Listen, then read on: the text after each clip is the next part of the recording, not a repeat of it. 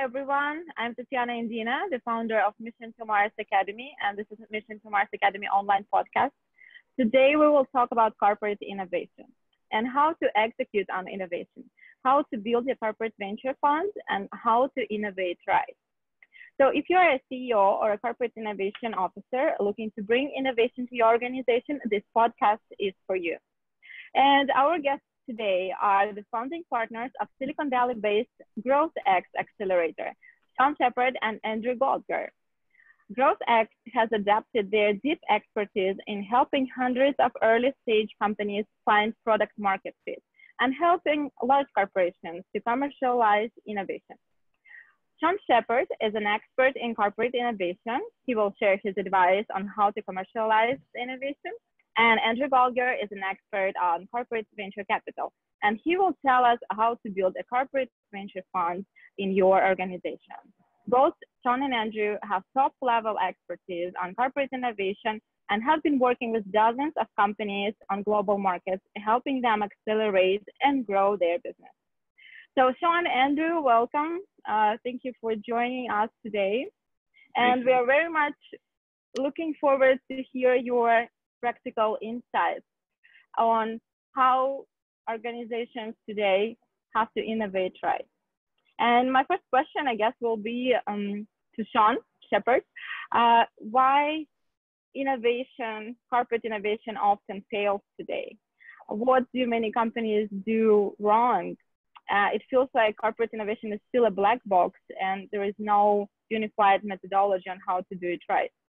So what is your perspective on what are some of the best practices that organizations can follow today? Sure. The data shows that most corporate innovations fail. In fact, they fail at a higher rate than funded startups fail, which is quite an interesting statistic. According to Nielsen, north of 9 in 10 corporate innovations never actually achieve profitability in the marketplace. And there's a whole host of reasons as to why that is, many of which are very similar to the challenges or the reasons why startups fail. In the startup community, 8 of the top 10 reasons why companies fail have to do with markets and the people who are running that innovation or that startup. The reasons are very similar in a corporate environment. Typically, there's a lack of dedicated focus and resources towards creating functional learning to find product market fit for any new innovation. Typically, they're focused very much on the product or the technology and not the problem and the customer. And they tend to work from the product and technology forward as opposed to identifying a key large problem that they can solve really well and working their way back from that. The other area where it adds a whole other layer of complexity in corporate innovation, where there's a challenge is we talk a lot about product market fit as the key to finding sustainable, predictable, profitable growth for our startups and our corporations. But we talk about it externally to the market. What we didn't realize until we started working with large corporations is there's a whole other layer of product market fit, and that is what we call internal product market fit. Because as a new innovation or a team that's trying to commercialize a new innovation inside of a company, you need to think and behave and operate like a startup. Your stakeholders are your investors. You need to show your investors that you're making progress in a measurable way. You need to justify and validate the investment in additional resources. You need to demonstrate that you're actually getting traction. And in order to do that, you need to have a measurable framework for getting that traction. And so that's what we've built for our startups, and it's been so successful there that corporations started to ask us to help them in the same way. And now we've been doing that for a few years with a lot of success, applying our product market fit framework in the startup community to what we call the commercialization framework for large corporations. Because they innovate well typically when it comes to core innovations. In other words, continuous improvement on existing products and services. They even oftentimes do fairly well. Certainly they're competent and sometimes they're proficient in what we would call adjacent innovations, which is maybe additive or things that are very similar to what they're already doing that creates more breadth of offerings to their customers in their market, or may bring new segments in. But when you get to the truly disruptive stuff, which is the third kind of innovation, they typically struggle tremendously, because the people who are responsible for developing those disruptive technologies are often not market people. They're not focused on customers. They often are several degrees removed from them. And then when they try and engage the marketing and sales functions in their organization to start testing and validating new ideas and concepts in the market, those folks are not suited and aren't, let's say, trained, and oftentimes don't have the appropriate characteristics and attributes necessary to take something new to their existing customers or take something new to a new set of customers. And that's the essence of the whole dynamic of what we talk about and where we focus as a venture capital fund based in Silicon Valley, as a successful startup accelerator in the Valley, and as a successful innovation partner to large corporations. Is it's all about that dynamic of taking something somewhere new. And that's a very different set of skills, attributes, and behaviors than what we typically have when we are maintaining, operating, managing, or trying to grow an existing product to an existing market. So what we see is we see a lot of those things fail right then. We see frustration and miscommunication between the product and technology development teams and the existing marketing and sales organizations that are really not incented or even trained to take something someplace new. And what it ends up doing is it not only causes friction and it kills those innovations before they ever see the market, but it also hurts existing sales, because now you're distracting your existing team away from what they do well. And as a result, we see innovation treated oftentimes as a hobby. And then we see when things get difficult, the people who are focused or supposed to be focused on commercializing new innovations, as soon as things get difficult, they stop managing commercialization and innovation and they start managing their own careers. And they move right back into, slowly settle back into what they were doing before. And if that's R&D or technology development, that might be getting back into the lab and working on something else. And if that's the sales and marketing force that has another job and another responsibility and role, they're going to go right back to what they know how to do well. Because the skill set to run that operation and actually commercialize innovation is very cross-functional.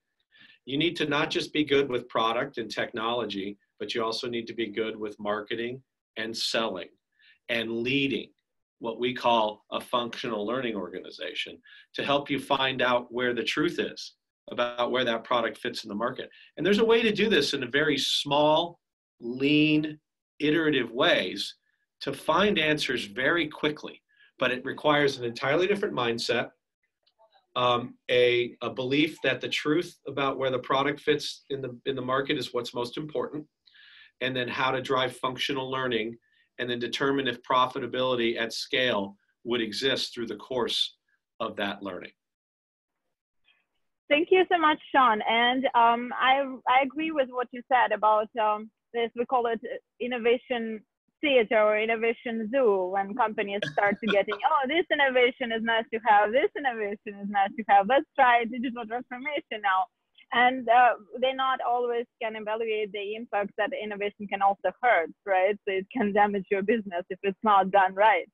So speaking of on how to do it right, if there is a unified methodology, a blueprint, an algorithm that can be applied to all organizations, not depending on their culture or the country or legal environment or specifics of industry. So, or those should be different customized solutions each time. So what would be your best suggestion in terms of unified methodology for corporate innovation? Yes, that's a great question. We've taken the framework that we developed to find product market fit for startups over the last 5 years and applied to over 100 startups, and applied that same framework to corporations over the last couple of years, and then have iterated on it to a point to where we feel like we have a very strong methodology that can apply to any product or service in any market when it comes to the dynamic of taking that product or service somewhere new, whether that is an existing product to a new market or a new product to an existing market. And so we call that our commercialization framework. In the startup community, we call it our market acceleration program. In the commercialization framework, it unfolds with 4 key milestones. The first milestone is called our market foundation and discovery milestone. That's trying to understand what resources we have to be able to execute. How are they allocated and organized? Are they dedicated? Are they focused on this effort? Because again, innovation cannot be a hobby. And if you expect for innovation to be successful and to become a functional part of your organization that's measurable, that actually contributes to the P&L or to the bottom line. And so we start with resources. Then we want to understand what's been done today with that innovation, if anything, to test it and validate it in the market at all. Has anything been collected there? Then we want to understand what, if anything, has been done to measure that. Typically, those things aren't being measured very well. There aren't dedicated resources that are organized to execute on the innovation. And then the approach towards the market typically has, as I said, either not happened yet or it's happened through existing resources. So we organize all of that so that we understand how to execute. And that's the first thing that we do. The second thing that we do is we identify what we call an initial customer profile. Not an ideal one forever once your product is whole and complete, because this is one of the fundamental things that people don't recognize. Large corporations tend to think about everything at scale, and they assume that the product is already finished and whole and complete when they start to plan around it. The reality is that anything you take to market that's new is mostly wrong immediately. And that's okay. If you have a growth mindset and you're willing to tell your customers, I don't know what I don't know yet, but I want to work with you to learn together, then you can actually start, instead of selling to customers, you can start recruiting initial customers to develop with you jointly so that you can find success together. So we call that an initial customer profile. We come up with as many of those that may exist based on what we know, and then we stack rank those, and we go after no more than 1 to 2 to start. Less is more. This way we can focus, we can build depth, and we can understand the use case that we want to own with our customer. Then from there, we want to understand how we're going to allocate our resources and what it's going to take to get those customers to work with us, how long that might take, how many touch points are involved, what resources we need internally, what resources they're going to provide to us in order to make that happen, so that we can plan our resources accordingly and set the right expectations about how long it's going to take us to get early customers to work with us. And then based on that, we call that our customer acquisition strategy. Based on that, we then build what we call our first market milestone, where we say, okay, over the next, say, 6 months, we're going to find one customer in each of these 2 different profiles and use cases that we can begin to test with. And we think those tests are going to take this long, and they're going to play out this way, and this is what success might look like. Again, all of this is an initial hypothesis, but we have to have a story that we can take to those folks. So that's milestone 1. Once we've established that, then we go into milestone 2, which we call market messaging and outreach. So this now means, now that we know who our early customer is and what resources we have to execute, and how long it's going to take and what's required to do it and where they are, now how do we talk to them in a way that gets them to tell us the truth about our product and whether or not it actually can solve a problem and create value for them? So then we build a messaging framework. We do that early by talking to those initial customers and having interviews. We don't ask the internal team because they're biased. We want to talk to the customer and to the market and hear from them what their problems are and how we might be able to solve them with our proposed solution. Then out of that, we build a unique value proposition framework, which tells me what you do for me as a customer, and a unique selling proposition framework, which tells me how you do it and how it's different than what I'm currently doing today. And then we build what we call our market message map, which is our story about how we ask these people for help and the channels by which we do that. So sometimes the message map will include talking points for a conversation framework. It will include how we would communicate via email, or how we would talk at a conference or speech, or how we would talk to our internal stakeholders and our internal sales and marketing organization about what we're doing so that we can recruit the right early customers where we already have relationships. And so we do this in a way that accelerates that path to learning, because it's all about speed. The faster we can learn the truth, the faster we can find profitability, the cheaper and more effective we are at determining what we want to continue to pursue and what we don't. So now that we've done market messaging, this means now we know how to talk to people in a way that gets us to the truth fast.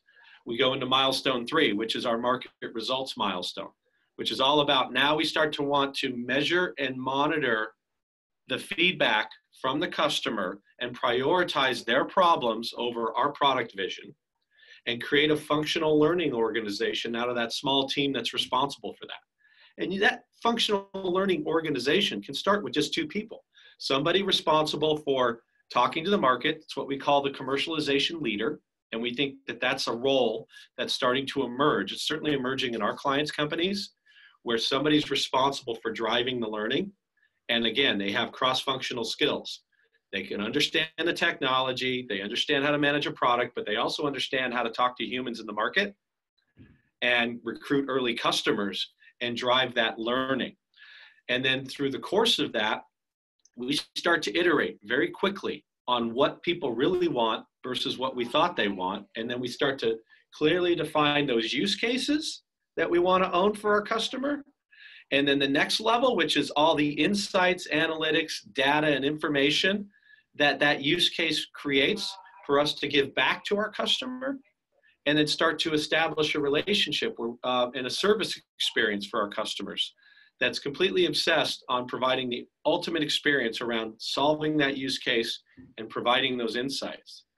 And then through the course of all that, we start to validate the things that work and iterate on the things that don't.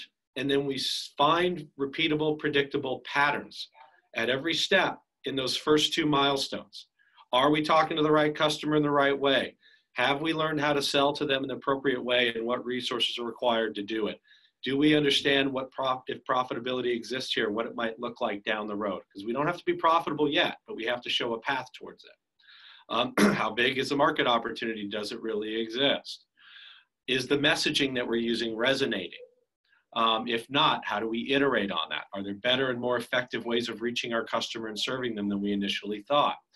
Now we start to validate all this stuff. Then we start to look at, all right, now we're looking from initial customer profiles and validating hypothesis to how do we now transition this into the broader organization so that it can be operationalized and what we say is commercialized to achieve profitability at some measure of scale. And that's when we fall into milestone 4, which is all about integrating into the broader brand and market and sales strategy of the organization.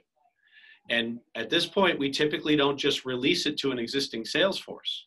If it's a truly commercializable, disruptive innovation, we need to build a new team around it. A team that thinks and acts and behaves in the appropriate way. Now, we can source those people internally if they exist, but we may have to go outside to do it. Because what makes people great at managing and growing an existing business does not make them great at creating a new one. And it's really important from a mindset and a characteristic standpoint to understand that. So those are those 4 milestones. People then often ask me, how long does it take? My answer is, I don't know. It takes as long as it takes. The market will tell us how long it takes, but because we have a measurable traction-based framework to understand that, we always know where we are. And based on that, we can make really sound data-driven decisions about whether or not we want to continue to pursue this, we want to pivot to a new direction, or we want to kill it. Wow, thank you so much, Sean. That was a very in-depth introduction on how to innovate. That sounds still to me as a pretty complicated procedure that has multiple components. So my question, I guess, is if this is such a complicated surgery, will the company be able to do it by themselves in-house? Can they do this whole innovation process of all those four stages by themselves? Do they necessarily need to come to Silicon Valley, or if this can be done remotely, or do they necessarily need external consultants to go through that transformation, or can they be trained how to do it? Yeah, those are all very good questions. I'll answer it in this way. The first and best thing to do is to do it alongside experts that have done it, because understanding the nuance of how to behave within the framework is really important. That's why we don't call it a process or project management, because it involves not just a series of steps and a series of questions that are answered in the right order, or asked, excuse me, in the right order. It involves an approach and a mindset and a certain set of behaviors in order to be successful at it. So what we do is we typically will do a commercialization project alongside a corporation while teaching them how to do it along the way, and then help them transfer that function into the organization by helping them identify commercialization leaders, either internally or externally, that can drive that process, how to organize themselves to execute on innovation, and have a decision framework about how to do that so that they can prioritize what they should be working on and what they shouldn't. And then eventually turn around and teach it to the entire organization, because as you go through this digital transformation, it's really important to understand that this is a new and different way of meeting the needs of a marketplace in an innovation economy where we can't predict the future and things change so fast that we can all be disrupted out of business seemingly overnight. So how do we reskill and upskill our workforce to have that innovation mindset and all the skills necessary to be able to execute on that in their own functions and departments? And we recognize, and we did this with our startups as well, you shouldn't have to come to Silicon Valley to learn this stuff. You can and execute on this stuff. It can be brought to you. And that's a big part of what we've been building over the last half decade as an organization, is the way to open source this and send it out to the world, and then be there to do it alongside them, do it for them if they want to, and teach it to them. No, that sounds doable to me. So speaking of, we already spoke about failures. Speaking of successes, what are some of the success stories of some of the most inspiring, impressive results that companies you worked with were able to achieve with this process of corporate innovation? And if you can share some of the success stories. Sure. I think there are two that really that stand out, of which I'm most proud. The first is a large automotive industry company, a global $32 billion company, who was recognized that it was time to take their products, their commodity-based products, and make them intelligent, connect them to the cloud, and start collecting data that would make the information off of their equipment more valuable than their actual equipment. And they've been, I would say, challenged and struggling for many years, trying to figure out how to take intelligent products to market and how to essentially transform their business model to support that. And we came in, and inside of 6 months, we were able to get real answers about where they should go to market first and how, and what business models should be tested and with whom, and how to talk about it internally as well as externally. In fact, their chief marketing officer said, you were able to accomplish in 3 months what we weren't able to accomplish in 3 years. And then that spawned their first commercialization leader that we were able to hire internally from their branding team, who who was a very smart, young, innovative thinker and in what we would call an entrepreneur, who I was able and we were able to train to actually start running the commercialization framework across multiple projects along that same line of business that was truly disruptive. And then that turned into, inside of less than 2 years, an entirely new enterprise software business launched by an automotive manufacturer, designed specifically to support the internal organization and all the external customers on how to better run their business using our equipment. And now there are 3 different segments with fully commercialized products and validated business models that are beginning to scale in less than 2 years. And we're really, really proud of that. And they built that entire organization and launched this entire enterprise software business based on the work that we did. And now they've hired, they're on to their second business unit has just hired its second commercialization leader, also an internal hire, who, again, feeling like a proud papa, he approached me when he took the role and he said, "You inspired me. When I saw what you did to help us commercialize this technology we've been struggling with, I knew I wanted to do what you do for a living." And so he's now the second commercialization leader in the organization. And now they're starting to hire one for every business unit. And now every P&L owner will have their own commercialization lead, whose sole responsibility is to identify and execute on commercializing new innovations, not just disruptive, but even core and adjacent ones, to help them continue to grow their business and stay relevant in the innovation economy. I think it's really important for those companies to see those happy stories, happy endings. As we know, innovation never ends, but still, in the emotions we often see companies have with regards to innovation is stress, frustration, fear. So I believe that inspiration and like really seeing results, positive results, is important to celebrate those milestones. So I think we want to hear more about success stories, of course, to inspire organizations to take this first step. So speaking of commercialization, how much this whole thing can cost to a company, right? So what resources do companies should be ready to allocate to start this innovation journey? What are the approximate budgets? What are the minimal and maximum budgets? And how expensive it will be to get consulting services from Silicon Valley if they want to engage local experts like yourself? Great question. It's surprisingly less than one might think to at least get started, because again, we take a very lean startup-based approach. Our entire philosophy and our entire business is built around the idea that you have limited time, money, and resources to find your truth.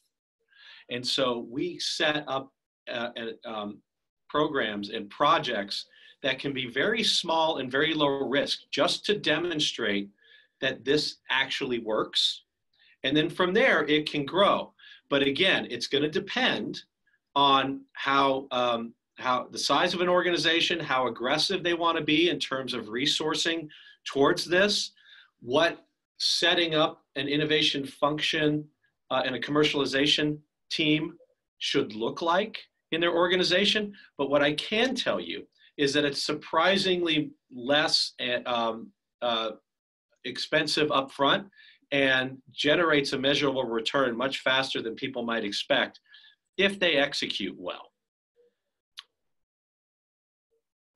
Yeah. So when I was speaking about emotions, I kind of wanted to ask you also, what can be fun about corporate innovation? Because we don't want to go to this journey if we know upfront that it's going to be so painful, it's going to be very expensive, it's going to be hard. So what motivates corporations to actually to start corporate transformation? And what could be the positive results, outcomes that will motivate companies to do this? Sure. Anybody with I think it's more, it's mindset more than anything else. I personally find it very exciting to explore new ways of helping people be successful. And the pursuit of that, in my view, tends to take care of the fears around being the next yellow cab in the age of Uber, for example, where you can, if you have your eyes closed or you have your head in the sand, you wake up one day and you realize that you're not, you're no longer relevant, and your customers and the market have passed you by. And I don't mean in terms of traditional consumer research or market research information. I mean, getting outside of your building, talking to humans, truly trying to understand what real problems they have and how you might be able to solve them in new and innovative and creative ways. And so it unlocks the creativity in one's mind to pursue an innovative approach towards solving problems for your customers. And that should be fun. That should be enjoyable. It should be a positive experience. So one should have a really great, wonderful attitude about that. People who spend all day in laboratory environments don't get to see that. They don't get to see the fruits of their labor in the market. And our philosophy is to embrace the ambiguity of change. And so, yes, change is hard naturally for most people, but identifying people who agree with that philosophy, and they exist in every organization. They're typically frustrated by the way things go today. They will self-identify when they know that there's an opportunity to be an entrepreneur inside their own organization. Speaking of entrepreneurship, I think this is exactly the emotion that large corporations need today. And we've heard so many stories of Silicon Valley startups that are pioneers, that are very inspirational change makers. And we've heard the metaphor of elephants and butterflies, when corporations are large elephants who want to learn how to fly, and they want to learn from butterfly startups.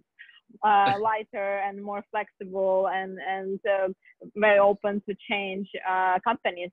So speaking of startup entrepreneurship culture, what do you think are some of the lessons that corporations can learn from Silicon Valley startups in terms of their culture and approach to innovation? I think they have to start with a growth mindset. They need to remove a fixed mindset from their life. Fixed mindsets and fixed beliefs that are based on, say, traditional societal norms are let's say, I'd say the biggest barrier towards anyone innovating. So they need to move to a growth mindset, and a growth mindset says that I can master anything with deliberate intent and practice. I don't have to be born with a certain set of talents or skills in order to be good or proficient or even master something. I take the word rejection and I remove it from my vocabulary and I replace it with feedback, and I view feedback as a gift. I value the most objective truth over everything else. I value my customers and their problems over my products and my visions and emotions. I go to the world in a humble and hungry way and say, I don't have the answers, but I'd like to help find those answers alongside you. And I'm willing to be a learn-it-all instead of a know-it-all. Amazing. Thank you so much, Sean. Everybody, if you feel that you're ready to step into this innovation journey, please talk to Sean, and he will be your perfect guide into corporate innovation and teach you how to do it right. And we are now switching to the conversation about corporate venture funds. And I would love to hear from another expert, Andrew Goldner, who is a consultant on corporate venture funds. Andrew, so today many organizations, especially on global markets in other countries outside of the United States, they still often do not have a unified understanding or concept of what corporate venture capital is and why organizations today need corporate venture capital. So if you could just define the term, and then When is the moment when organization is ready to start investing, and why do organizations need to do that today? Corporate venturing is certainly a profession that's on the rise. CB Insights tracks this in addition to a lot of other interesting data and insights that CB Insights shares. 186 new corporate venture capital groups made their first investment in 2017 than the prior year. They're still gathering some data from 2018, but just from 2016 to 2017, there was a nearly 70% year-over-year increase in the number of CVCs that were making their first investment. And so this is definitely something that's happening a lot more. You know, venture capital is still very much a black box profession. There are some leaders who have been doing an amazing job shedding light on the profession, sharing out how it's done, as well as the insights and the trends and the best practices. I like to say, though, that if venture capital is a black box, then CVC is a black box inside of a black box, because you have the normal trappings of venture inside of a corporation that is closely keeping their so-called secrets. And so one of the challenges for these companies that are looking to begin practicing corporate venture is there's nowhere to go, and very few resources to turn to learn how to do it. Nobody's talking about it. The companies that are starting to do it well aren't telling other companies how they should be doing it well too. And so part of the perspective that we bring at GrowthX is we're fortunate to have looked into that black box inside of a black box and spent time there learning from corporate venture capitalists from around the world. I spent 2 years as a Kaufman Fellow and chose to use my time focused on this subject.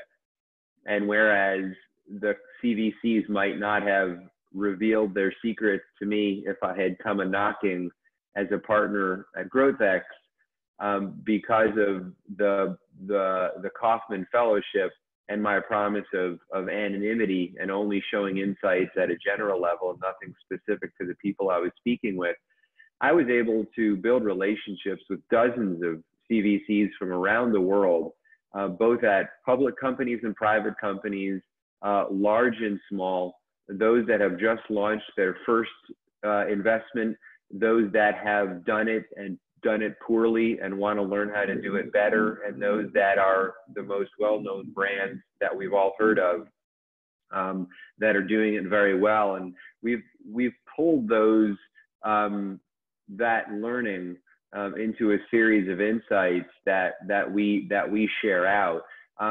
You know, there definitely are a lot more companies that are practicing corporate venture, and I do think as a profession it is absolutely getting better, but there are still some fairly basic things that companies should be doing that they're not doing. I don't think there's a litmus test to tell you, you know, up or down whether now is the right time and whether you as a company should do this or not do this. I do think that corporate venturing is a important and useful part of the innovation agenda that complements everything that Sean has talked about, and so much more that's taking place within a company.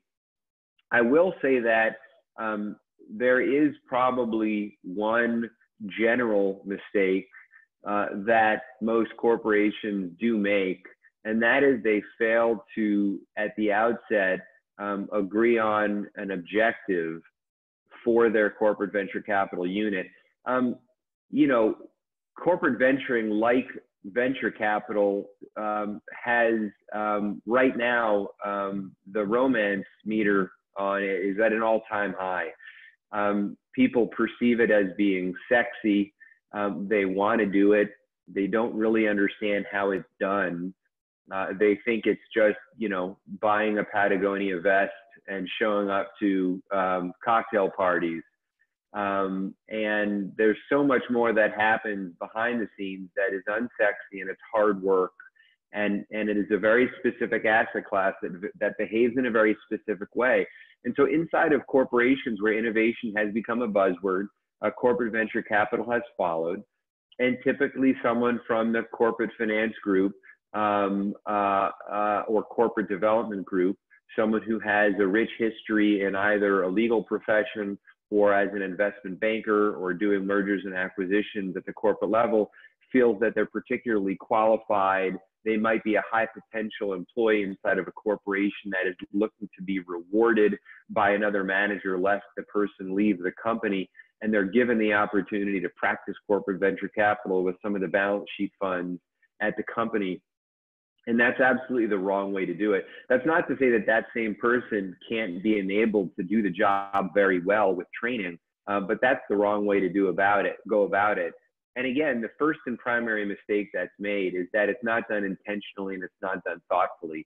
I think everybody at this point in corporate venture understands that there is both a strategic and a financial set of returns that can be created through corporate venturing. But very few companies that I've worked with, and in fact, those that do it the best did this first, which is they sat down and really dug deep into what that means for the corporation. What is the ratio for that corporation between the strategic objective and the financial objective? And then they went far beyond that and said, what does strategic mean for us? What are the set of questions that we should be asking? Who are the stakeholders? What is the connective tissue between them? What is the workflow among them? How are decisions made to what that ultimate goal is? I'll give you just one very simple example. Among the CVCs whom I've built relationships with around the world, just in the question of financial returns alone, when you begin getting below the surface and beyond just a cocktail party conversation on the subject, you realize that for some CVCs out there, their quote unquote financial objective is simply don't lose the money. That's very different than a different company might approach a financial return.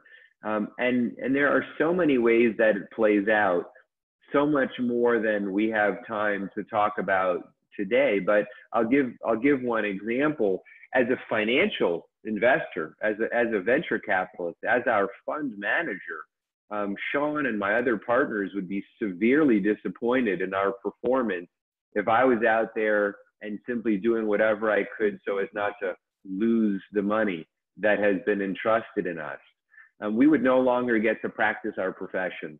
Our limited partners have been very clear that they've invested some of their wealth in our asset class because they expect an outsized return, right? They want us to get in the next Uber, and it's as simple as that. And because of that, the relationship that I have with my co-investors, which is very important, the relationship that I have or we have with our founders is all premised from that understanding that our asset class behaves in a certain way and will act rationally in that regard. When a CVC comes along and gets on the balance sheet and doesn't have that same set of behaviors, and that startup hits the trough of disillusionment, which is nearly inevitable for most companies, especially at the seed stage where we invest before they get to their Series A, and they rely on that current cap table to follow on their investment to help them get through the tough times because it's taking longer.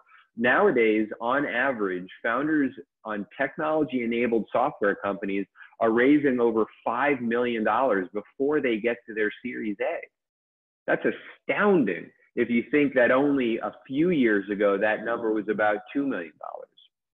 And so what happens when that founder goes back to the corporate venture capitalist in a very normal scenario and relies on that investor to follow on and not send a negative signal to other investors about why the current cap table is not investing, and they don't invest because they're not looking for a financial return.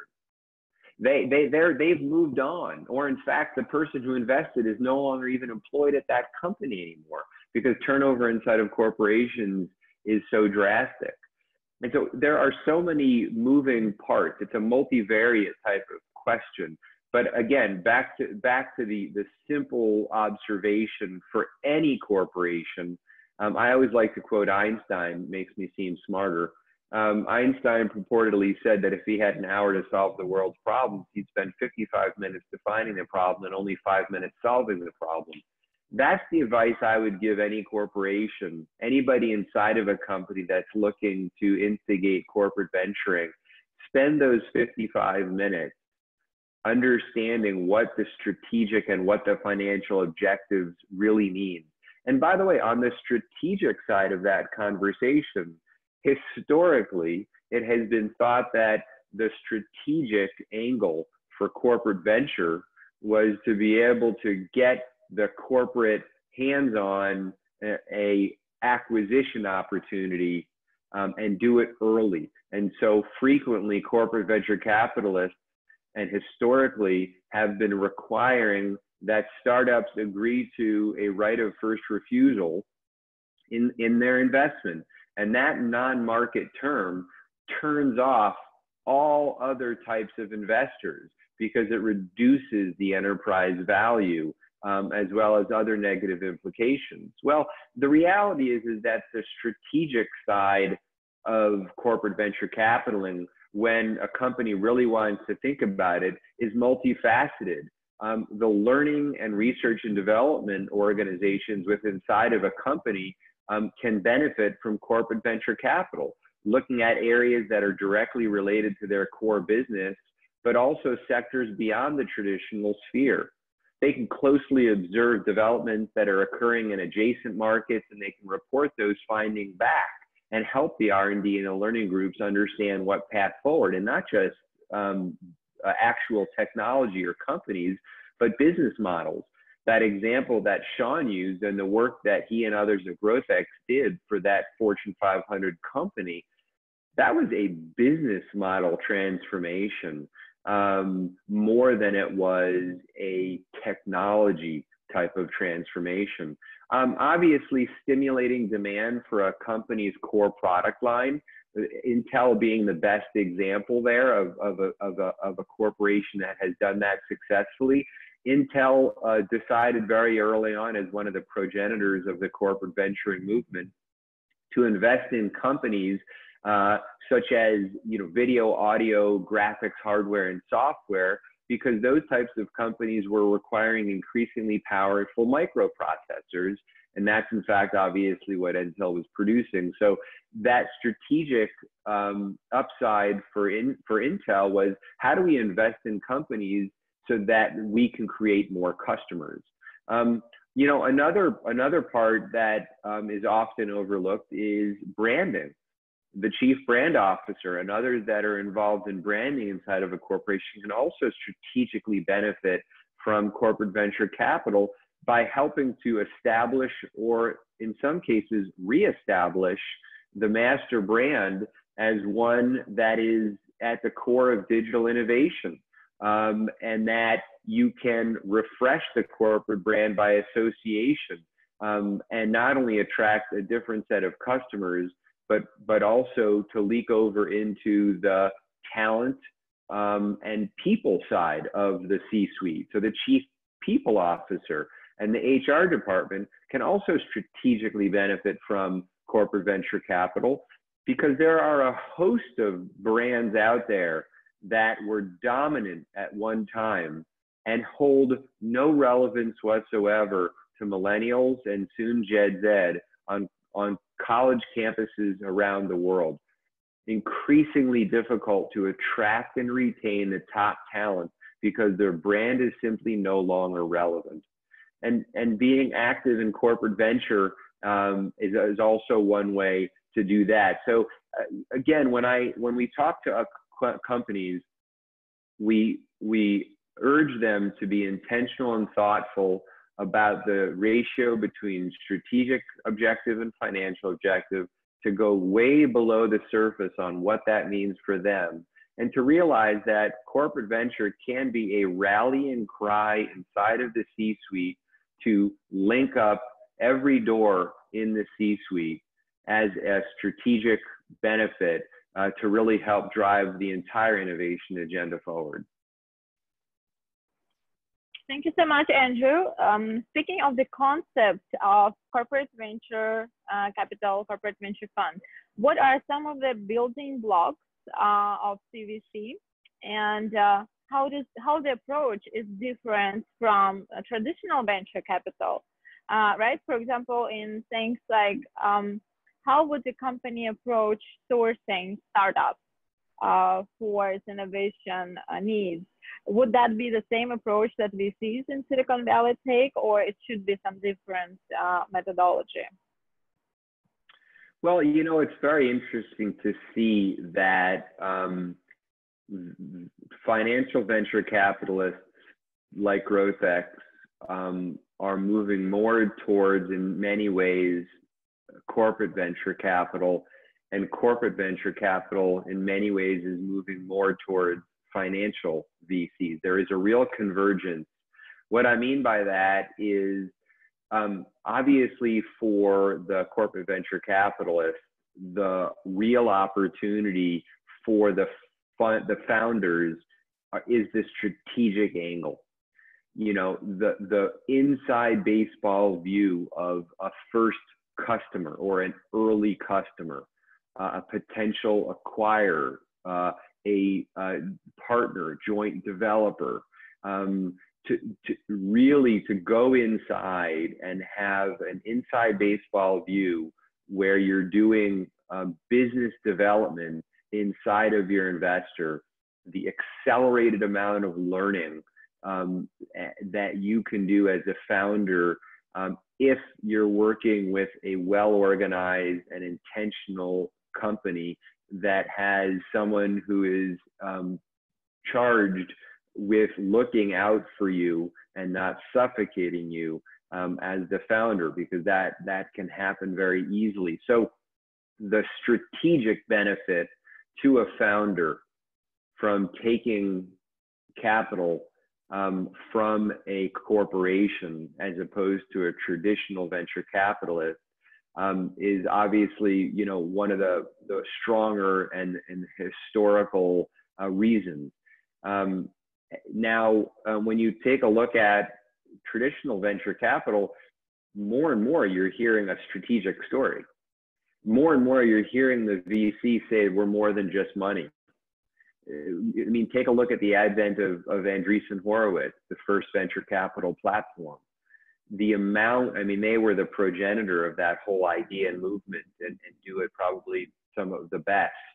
The amount of resources that Andreessen Horowitz has that it intentionally and thoughtfully brings to bear on behalf of their portfolio creates an enormous amount of value beyond having their top brand on the cap table, and obviously beyond having access to their capital. And so here you see traditional VC beginning to talk and move more like a corporate or a strategic VC. And on the other side of that equation, the amount of capital, whether it's off of the balance sheet or a traditional fund structure, that corporations are now dedicating and putting to work for corporate venturing is starting to, again, move more towards the size of assets under management of the traditional venture capital funds up and down Sand Hill Road. So I do think there is a real convergence to those two things. But again, traditionally for a founder to consider strategic money, it was, as the name implies, you know, show me where the strategic upside is to working with you. So speaking of the interest of corporations who are launching those corporate venture funds, what are some of the typical problems and challenges that those companies have, according to your experience? And what are some of the benefits that the company can get through launching? Because it is definitely a very kind of complicated and very special story if the company never did it before. What kind of specialists, what kind of human resources do they need in order to do it successfully? Do they need to engage again with external experts? Can they learn how to do it internally? And again, what are some of the typical problems that companies would face if they start doing it themselves? Yeah. Well, there's manyfold. Just a few to talk about today. Beyond obviously, again, wanting to reiterate the importance of defining deeply your objectives and going beyond the surface on financial and strategic. It really is, having a talent that understands the asset class.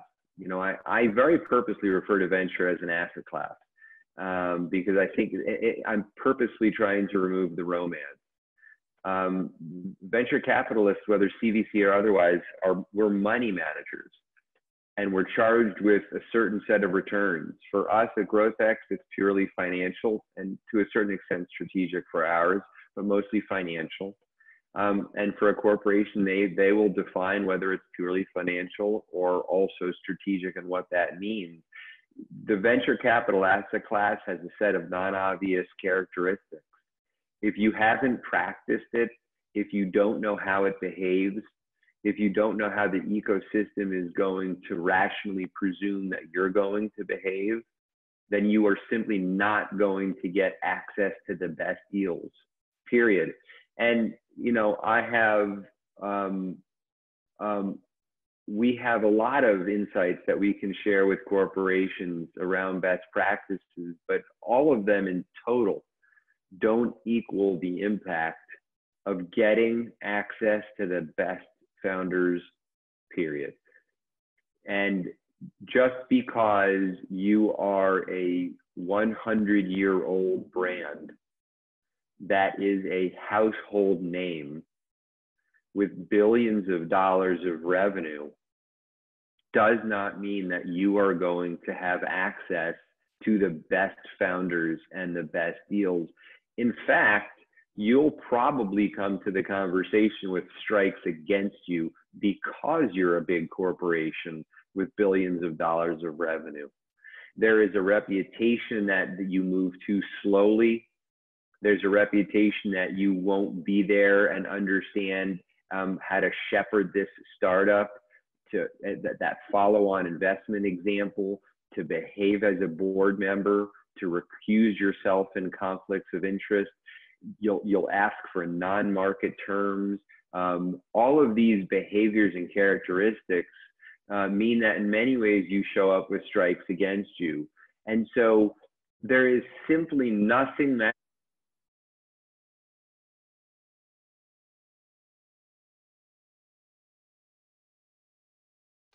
the best opportunity for best deals. But I think your sound was breaking up in the middle. If you could. I'm sorry. Am I back on? Yeah. Now we can hear you. What I was saying is nothing replaces getting access to the best deals. So first of all, that means you need to be in this for the long game. You need to be out there putting out value, becoming a respected member of the ecosystem, and one with a reputation to truly help founders in a strongly strategic way. And that takes time. There is no microwavable version of that. And you can't just assume your brand is going to give that to you from day one. And so aligning yourself in a corporation in the right area of the C-suite, and to the right managers that are in the business long-term and that are looking in a long-term horizon, because it's going to take time to do that. 2, getting the right talent who understands the asset class, who has a reputation in the community, who can speak with other co-funders, who can attract the attention of the founders, who understand the non-obvious characteristics of being a money manager of the venture capital asset class, is going to be very, very important. Everything from, you know, just getting access to where these people are, getting the conversations, knowing the right questions to ask, how to build the relationship. There's a variety of things that go into it that will not just be obvious to someone who hasn't done it. And it's not as if this is being taught. And so having the experience in the asset class is going to be important. Now that sounds obvious, but that in and of itself creates a significant amount of very real challenges for corporations. Because if you are very good at what you do, why would you want to give up the upside to being the seed stage investor in Uber for a nice salary at a corporation? Like, do you have the characteristics? Do you have the appetite and the understanding for uncertainty and risk? And are you willing to give up that very big upside and the reputation for working at a named fund to go work at a corporation? Corporations are set up for systems and processes that can be at scale to both protect and grow mature revenue. And so when the CVC is attracted in from outside, they're going to bump up against practical realities, such as HR. You know, you get hired as an L23 inside of the big multi-level corporation, and L23s get a certain amount of vacation. They get a certain salary. They get a certain bonus, and it's set up on a bonus structure that's like everybody else at the company. And now you're asking for a compensation package that's unlike everybody else at the company, including the CEO, right? And so who you report into, you know, what your KPIs are, how you're managed, the horizon that you're managed on. These are things that are going to present challenges. And so unless there is buy-in from all the key stakeholders, and what generally happens, it's just simply not thought about. And it presents itself as a challenge retroactively, and then it's dealt with a heavy hand, as opposed to a collaborative working relationship. And so there are practical realities like that inside of a corporation that need to be dealt with before anybody considers investing even a single dollar in a startup. And so, and again, who the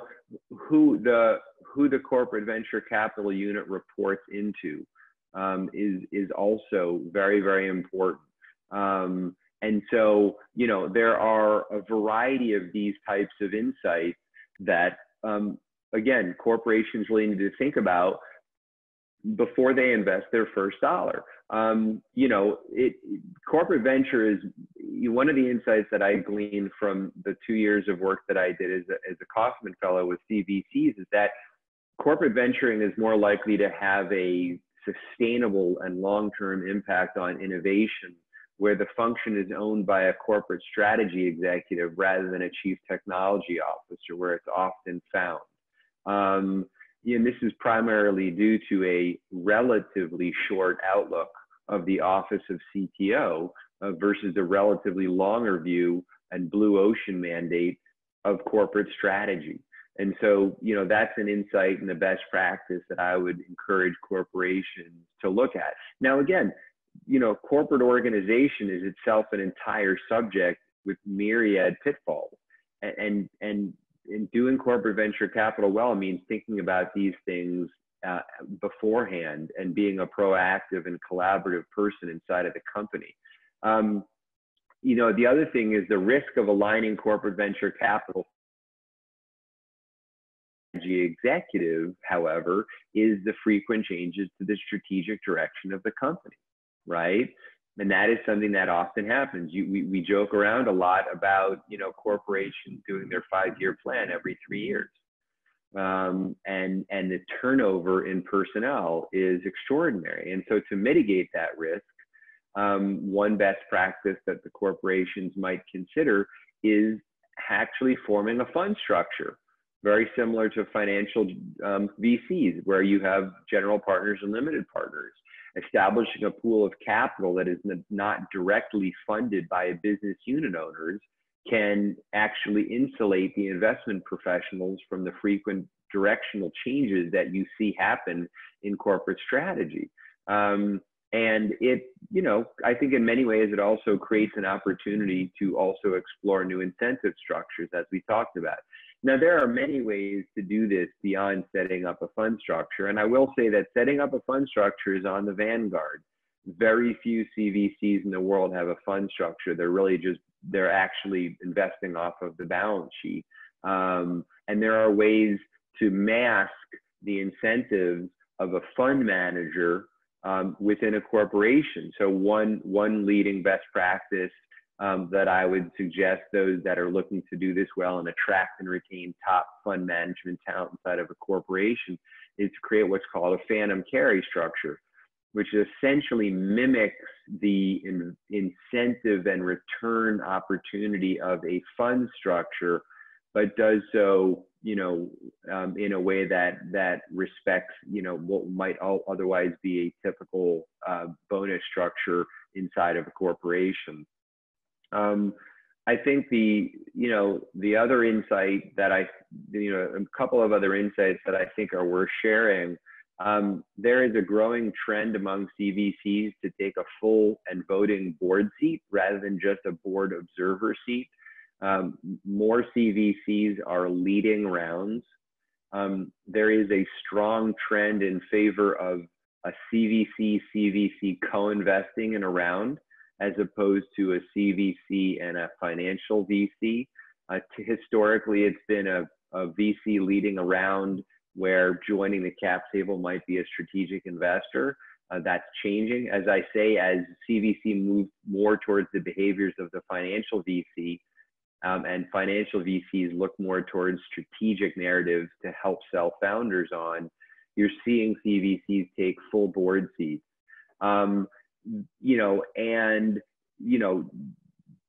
Generally speaking, the board observer has similar liability as a full board member, but without insurance coverage. And so more CVCs are leading those rounds, and they desire the full board seat as stewards of the parent, of the parent company's financial and strategic objectives.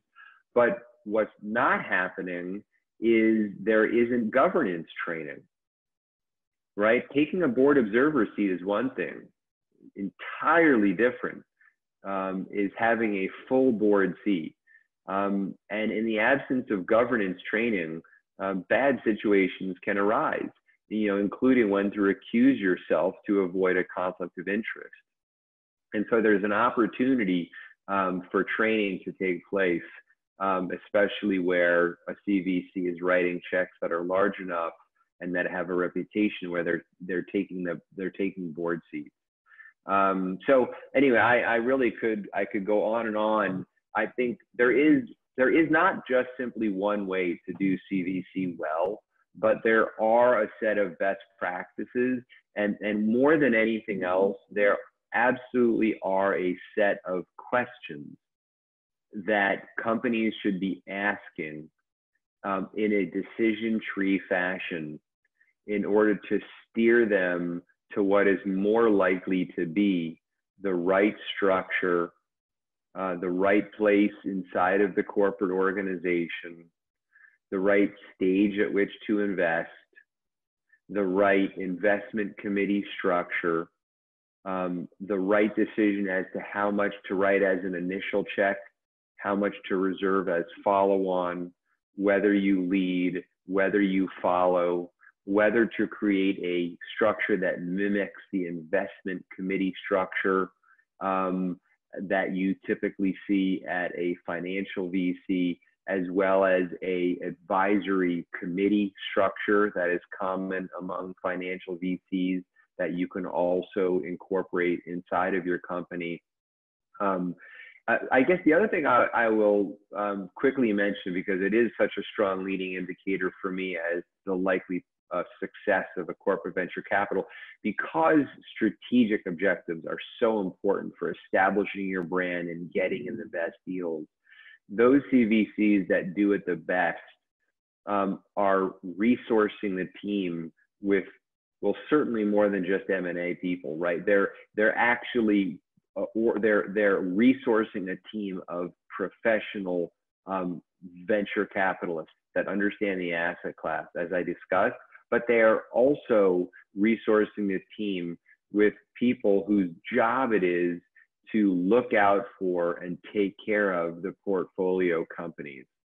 People who know the business unit managers inside of the company and have good, strong working relationships with others inside of the C-suite, who have a collaborative growth mindset, and whose purpose is solely to realize on behalf of the portfolio companies the significant strategic value of them being an investor in the first place. So having a single person, or in some cases a team of people who do nothing other than portfolio company support, so that they know where to take that person, how to hold their hand, how to make the introductions, how to oversee the conversations, how to guide those conversations towards stated objectives, and making sure that the startups don't get suffocated in the process, really is a leading indicator as to whether that CVC is going to be successful or not.